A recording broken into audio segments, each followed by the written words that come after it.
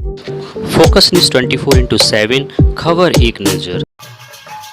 भीमसेन महाराज मंदिर मैनपुरी में चल रहा है संत सम्मेलन व प्रवचन। श्री महाशिवरात्रि के पावन पर्व पर संत सम्मेलन व प्रवचन 4 मार्च से 8 मार्च तक दोपहर 2 बजे से 5 बजे तक भीमसेन महाराज मंदिर मैनपुरी में चल रहा है। मानस सम्मेलन में महामंडलेश्वर 108 श्री स्वामी हरिहरानंद सरस्वती संपद मंडल मैनपुरी, श्री 108 श्री स्वामी विवेकानंद सरस्वती आश्रम फिरोजाबाद,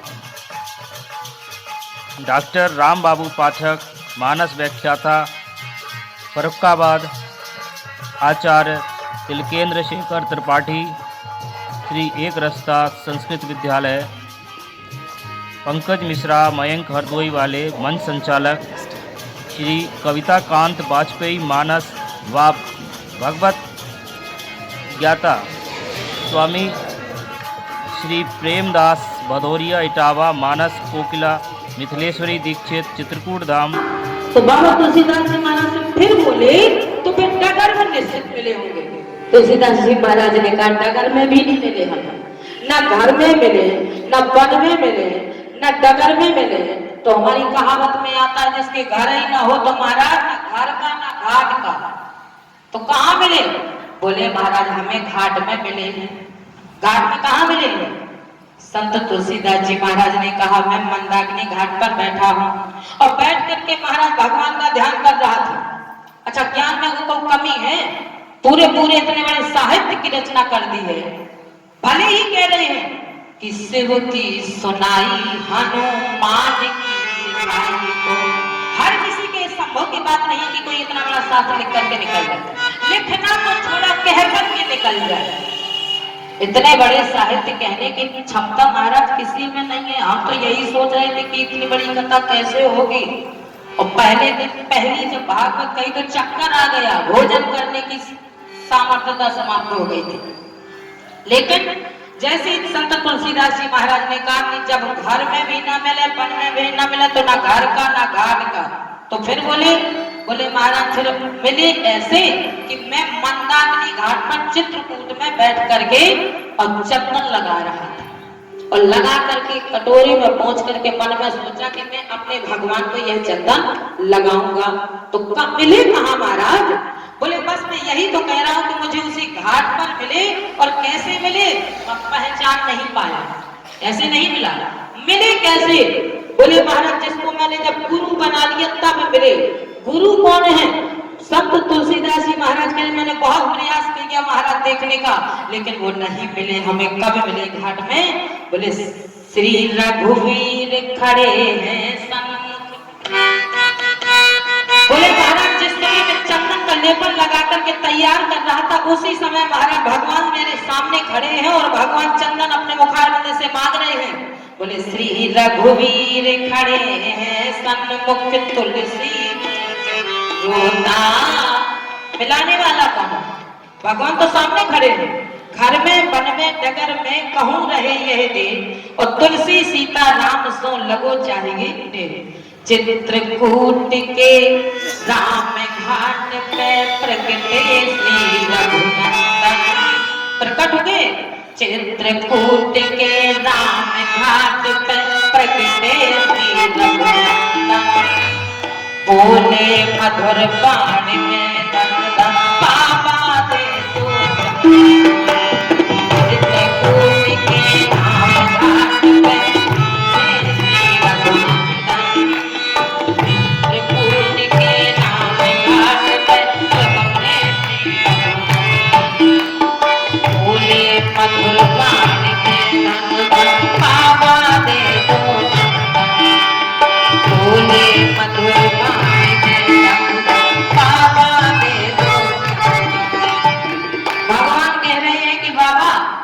चंदन हमारे लगा दो। संत तुलसीदास जी महाराज ने कहा घाट पर बहुत पंडा बैठे हैं, चाहे जिससे लगवा लो, पर हम तुम्हें चंदन लगाने वाले नहीं है। काहे? अरे हम अपना चंदन अपने ठाकुर जी के लिए रख रहे हैं, रोज इंतजार करते थे, लेकिन महाराज जब भगवान सामने आए तो ठाकुर जी ने चंदन मांगने के लिए कहा और तुलसीदास जी महाराज ने चंदन देने से मना कर दिया। ना महाराज, चंदन आपको चाहिए तो इस घाट पर बहुत पंडा बैठे हैं, श्री बोले चित्रकूट के राम घाट पे प्रगटे श्री रघुनंदन, श्री रघु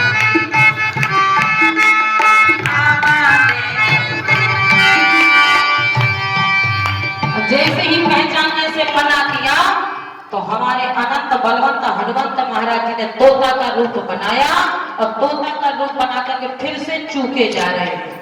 इतनी बार भगवान ने कृपा की मिलने के लिए, लेकिन आज ये फिर चूका जा रहा है, भगवान से छूटा जा रहा है, दूर हुआ जा रहा है। हनुमान जी महाराज ने तोता का रूप बना करके वो बोलना शुरू किया। क्या बात करते हो, आंखों से आंसू बहा रहे हो जिनके लिए, वो तुम्हारे सामने खड़े हैं। श्री रघुवीर खड़े हैं सन्मुख, तुलसी तुम बोला, श्री रघुवीर खड़े हैं तुलसी तुम बोला, कमल करो हृदय बोले भक्त बोला, कमल करो हृदय बोले भक्त बोला। और जब महाराज हनुमान जी महाराज ने मिलाना चाहा तो बोले ऐसे हाँ, एक को और मिले हैं घाट पे। किसको? बोले महाराज वो भी घाट पर बैठा है, वन में नहीं मिले, नगर में नहीं मिले, घर में नहीं मिले, उसे भी घाट पे मिले। अब वो कौन है? बोले जब महाराज उसे घाट पे मिले तो उसी को मैंने अपना गुरु बना लिया। वो कौन है? बोले वो भी दरिद्री और मैं भी दरिद्री हूँ। महाराज के सामने आने के बाद भी ना पहचान पाए तो इससे भरा भला बुरा भाग और क्या हो सकता है। और मैंने उसे गुरु बना लिया। किसको? बोले मांगी नाम ना ओके बैठ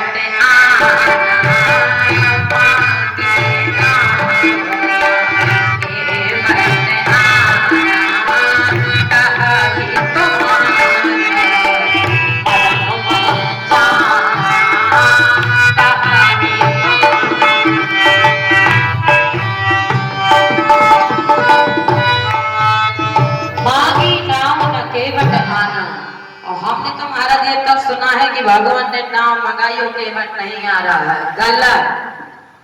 भगवान ने नाम मांगी नहीं हो केवट आ गया। चौपाई को पढ़ो, मांगी नाव ना, राम जी ने नाम को मंगाया नहीं है, मांगी नाव ना लेकिन केवट आना। बस बात यहाँ बिगड़ गई, कही तुम्हारे मरम मैं जाना। ऐसे न माने तो ऐसे माने। अभी काशी बनारस में कथा थी, 9 दिन की नाम कथा, जहाँ आदित्य योगी नाम का ही प्रस्ताव आया था, उन्हीं ने पत्रिका भेजी थी।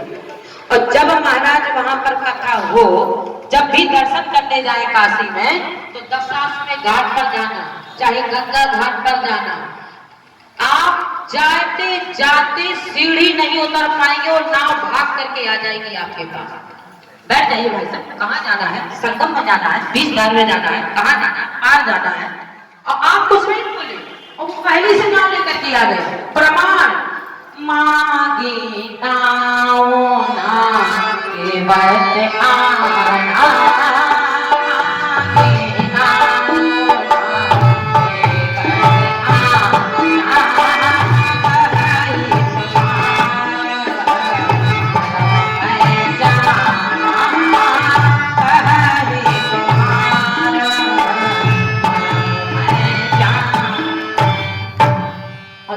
कहा महाराज भगवान ने कहा आने की देर नहीं हुई कि राम तुम्हारे मरम को, ना कोई बातचीत हुई और कह राम तुम्हारे मरम को जानते हैं। बड़े बड़े लोग तो मरम को नहीं जान पाए और ये कह रहा मैं तुम्हारे मरम को जानता हूँ। भैया हमें गंगा पार हो गया। अरे महाराज वही तो समस्या खड़ी हो गई सामने। क्या मरम जानते हो? बोले छुअत इस्लाम भाई और नार सुहाई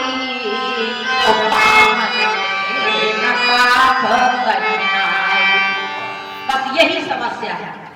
तो मतलब क्या है समस्या का? बोले समस्या का ये मतलब है कि महाराज तारण्यो मोने धरनी होए जाई और बाट परे मोरी नाम उड़ा।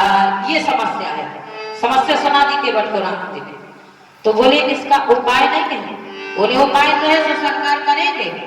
उपाय तो पशुवाटिका में भी पूछा था कि इसका उपाय नहीं है। बोले उपाय है। बोले हम बता दे। बता दो, तुम बता दो। बोले हमारा उपाय तो कहने का ये मतलब कि अब सरोवर में जाएंगे, अपने पैरों को धो लेंगे और पैर धो करके फूल ले लेंगे। माँ जी ने कहा क्या बात करते हो सरकार, पाँव धो के फूल लेने जाओगे? सरोवर जाओगे कहाँ से? पाँव से जाओगे ना। और जब जो पाँव आपका जिस सीढ़ी में पड़ेगा वो पत्थर बन के नारी ना उड़ जाएगी, नारी बन के। समस्या तो यही है ना। उपाय क्या है? बोले जब बोलहू के दोनों हाथ जोड़ करके दोनों भाई, जब बोलहू के सिया झुक जाए तुम, तब प्रभु नबी सने पई हो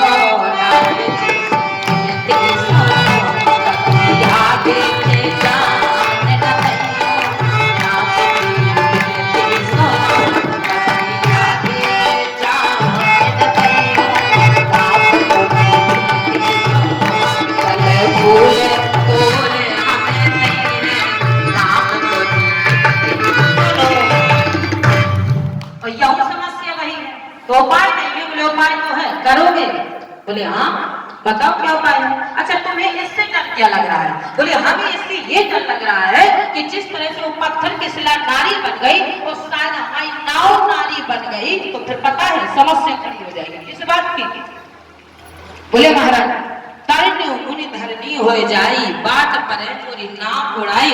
और जब महाराज ये नारी बन जाएगी तो नहीं जानू कछु और कबारू। महाराज इसी से मेरे परिवार का पालन पोषण होता है। इसके बाद मेरे पास ना तो कोई फैक्ट्री है, ना मेरे पास कोई बिजनेस है, ना मेरे पास दूसरी कोई दुकान है। और यही दुकानदारी नारी बन जाएगी तो फिर उतने परिवार का तो पालन पोषण मुश्किल है, एक और आ जाएगी। तो राम जी ने कहा दूसरी भी रख लेना। केवट ने कहा क्या बात करते हो सरकार, हमने सुना है कि पत्नी व्रता, पत्नी व्रता तो सुना है, लेकिन हम लोग पतिव्रता है। क्यों?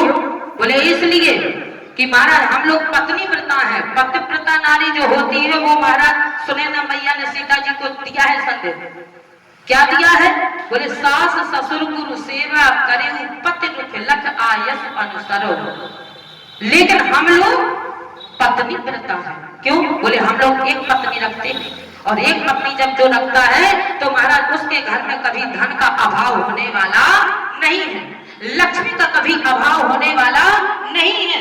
और सरकार अच्छा सही सही बताओ, तुम्हारे पिताजी ने एक रखी, दो रखी, तीन रखी, कौन सा सुख तुमको मिला? मारे मारे जंगल में घूम रहे हो। और कौन सा सुख तुम्हारे पिताजी को मिला? भगवान ने कहा तो बहुत आगे की ज्ञान से बोल रहा है। अच्छा भैया बोल, भैया बोल क्या बात है, इसका उपाय क्या है? तो बोले सरकार उपाय है करो अगर तब तो ठीक है, वरना हम अपने नाम में बैठाने वाले नहीं है। तो बोले महाराज आप अगर अपने पैरों को धुला ले तब तो उपाय है। तो अब राम जी खड़े और केवट भी खड़ा। तो भगवान खड़े कि अब ये धोएगा। जब बहुत देर हो गई तो कहे भैया काहे खड़े हो? तो बोले कहो ना कि हमारे पैरों को धो लो। जब तक कहोगे नहीं तब तक हम पैर धोने वाले नहीं हैं। राम जी ने कहा एक बात बता, मेरे संसार में जितने लोगों ने पैर धोए हैं आज तक हमसे किसी ने ये नहीं कहा कि तुम कहो तब पैर धोएंगे। और भी लोगों ने धोए हैं, पखारे हैं। पर लोग दंपति अनुरागे पाए पुनीत पखारन लगे। और तू कह रहा है कि जब तक तुम कहोगे नहीं तब तक हम धोएंगे नहीं। हाँ बोले सरकार ये तो बात सही है, आप कहो। बाबा तुलसीदास जी महाराज से पूछे क्या राम जी ने कहा? हाँ कहा। जब तक राम जी का आदेश नहीं मिला तब तक केवट ने राम जी के पैरों को नहीं धोया। केवट राम कहा?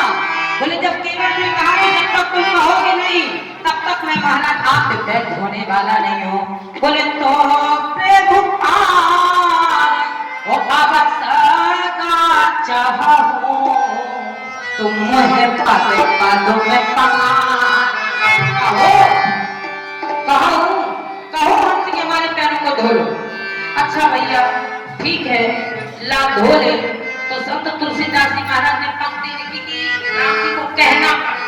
और जब राम जी ने कहा, बोले राम गजाय सो, जो आदमी मिला केवट को और जैसे मिला तो भागना शुरू किया। राम गजाय सो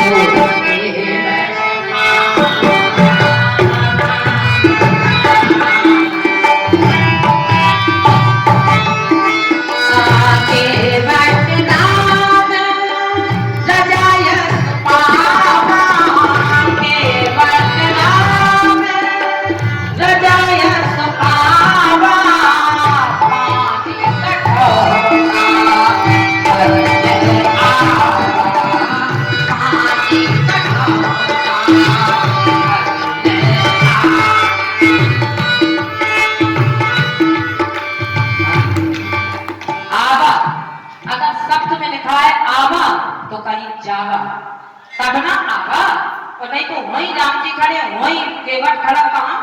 तो संत तुलसीदास जी महाराज ने कहा कहीं गया है, तो मैंने जल्दी से कलम में लिख दिया, आवा पानी कठोता भारी ले आवा। तो कहाँ जावा? तो बोले घर जावा। और जब भागा, भाग करके पानी लेकर के आया, तो राम जी ने कहा काहे भैया कहाँ भागा था? तो बोले घर गया था। काहे कि नहीं? बोले पानी लेने। अरे हे गंगा, हे तो हे यहाँ, यही से धो लेना। तो केवट ने कहा सरकार एक बात बताएं, ये जो गंगा है ना, ये आपके पैरों का धोबा धोवाया था धोबा। मैंने सोचा शुद्ध पानी लाऊं घर से और शुद्ध पानी में धोऊंगा। ये तो महाराज माँ जी के कमंडल से आपके चरण को धोया गया, ये धोली धुलाया था। तो हमने कहा काहे को इस गंगा जल से धो, शुद्ध पानी। भगवान ने कहा देख तो शुद्ध पानी लेने गया है और पानी लेकर के आया। ऐसे ना मानो, कैसे मानो? गंगा के जल को गंगा जल कहा जाता है और घर के जल को पानी कहा जाता है। तो पानी कठोता भारी ले आवा।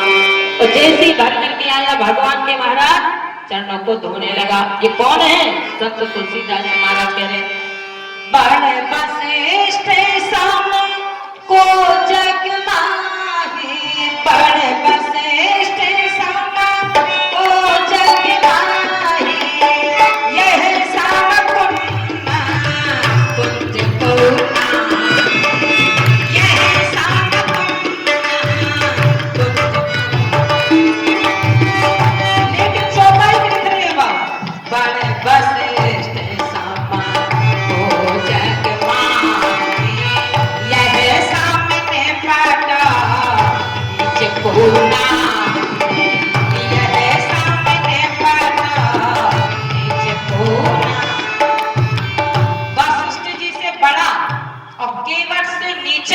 कोई है नहीं संसार। तो बोले कितना नीचा? डोम से नीचा? हाँ। बोले डोम से भी नीचा। डोम की तो छाया पड़ जाती है महाराज, अगर बहुत दूर यात्रा करके गए हैं तो फिर नहाने जाओगे, बस ना छूट जाएगी, ट्रेन ना छूट जाएगी। महाराज जल का छींटा लेते हो, छींटा मार करके मंदिर में जाकर के दर्शन कर लेते। लेकिन महाराज संत तुलसीदास जी महाराज कहते हैं इतना नीचा है कि डोम से भी नीचा। लोग वेद सब भांति नीचा, छाया अगर पड़ जाती तो इसकी छाया से छू लग जाती है। और डोम से तो भिड़ो तब महाराज, लेकिन इसकी तो छाया पड़ते ही छू लग जाती है। तो महाराज बोले इतना नीचा है कि डोम से भी नीचा है। और जैसे ही महाराज आज भगवान के चरण धोने का उसे सौभाग्य मिला तो किस तरह धो रहा? बोले अति आनंद उमगे अनुरागा चरण सरोज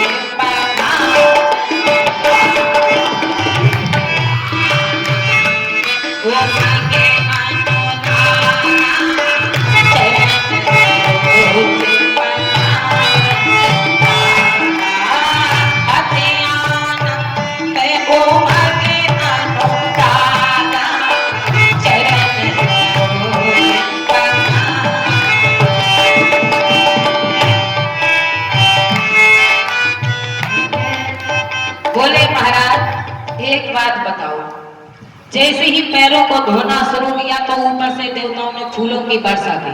और फूलों की वर्षा की तो तब तुलसीदास जी महाराज ने लिख दिया यह सब पुण्य पुंज को नाई। कथा नहीं कह रहे, काहे की सुई भाग रही है। तो बोले महाराज तुलसीदास जी महाराज से पूछा, ये बताओ तुम पहले सही बोल रहे थे कि अब सही बोल रहे थे? तो बाबा कहते हम पहले भी सही बोल रहे थे और अब भी सही बोल रहे थे, क्योंकि वो कह रहा मैं जन सहत नीच परिवार। तो बोले महाराज एक बात बताओ कि तब आप सही बोल रहे थे कि अब? बोले मैं जब भी सही बोल रहा था और अब भी सही बोल रहा था। तो तब क्यों कहा था नीचा? बोले तब इसलिए नीचा कहा था और अब इसलिए पुण्य पुण्य कह रहा हूँ, इसके ऊपर फूलों की वर्षा हुई। और दूसरा प्रमाण, यह तो नाम लाए और लीना, यह तो नाम लाए और लीना, समय जग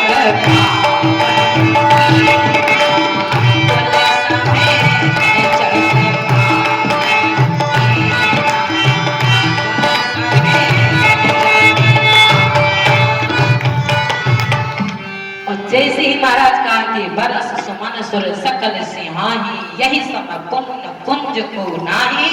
जब से जो भगवान से जुड़ जाता है वो पुण्य हो जाता है, पुण्य पुण्य बन जाता है। आज महाराज जैसे ही भगवान को नाव में बैठाल करके जाने लगे, आधी दूर से नाव को लौटा लाए। बोले सरकार वापस चलो। काहे? बोले आपका नंबर ही नहीं था, गलती से बैठ गए आप। तो फिर बोले पहले वालों को ले जाऊंगा, बाद में आपको पार करूंगा। भगवान ने कहा हमें तुम्हारा कोई नहीं दिख रहा है। आज सरकार जब आप भाई को नहीं देखेगा तो हम जीवों का क्या होगा, चलो हम दिखाते हैं। और जैसे ही भगवान को आधी दूर से गंगा से नाव मोड़ करके लेकर के आया, तो जैसे ही आए महाराज, तो जो महाराज भगवान नाव से उतर करके बोले पहले वालों का नंबर है, बाद में आपका। बोले पद पखार जल पान करा, चरणामृत दिया और आप सहित परिवार। सबके ऊपर महाराज छीटा डालना शुरू किया। बोले पितर पार कर प्रभु है मुनि, अब बैठो नाव। पितरों को पार किया। राम जी ने कहा क्यों? यहाँ तो कोई नहीं था। बोले सरकार हमारे पितर पड़े थे जाने कब से। तो बोले मैंने उनको पार करना था।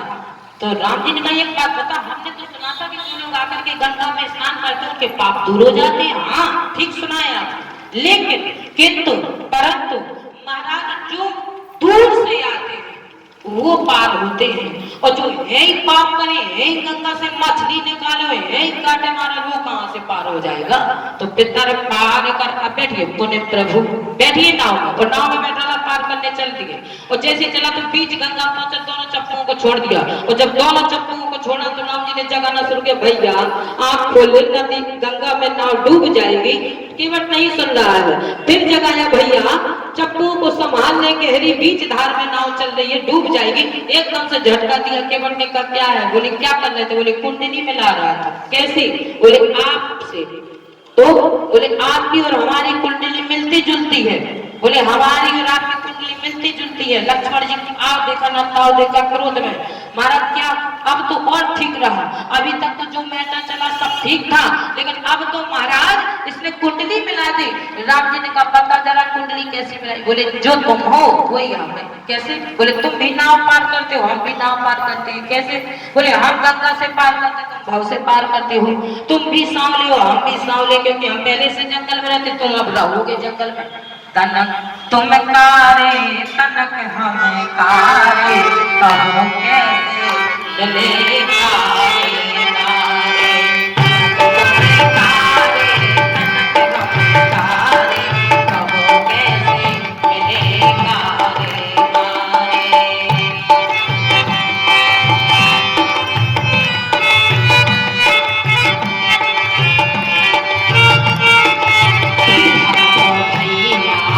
रहते वन में, हमको भैया रहते वन में, तुम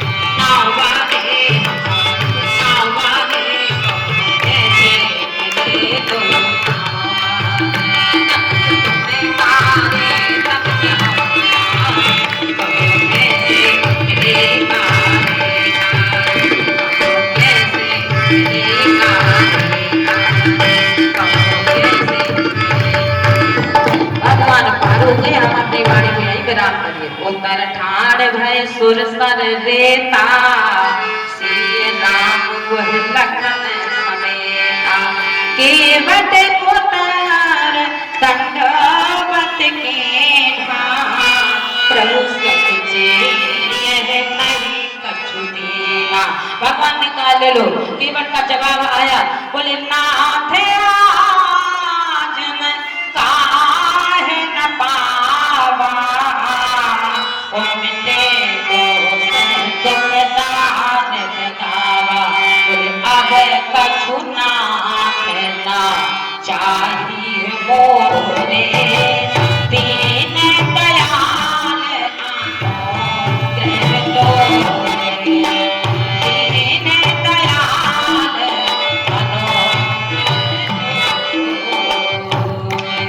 बहुत कीन प्रभु लखन सिय, नहीं कछु केवट ने, पिता कीन करुणायतन भगति विमल परु दे। हम अपनी वाणी को यहाँ विराम करेंगे।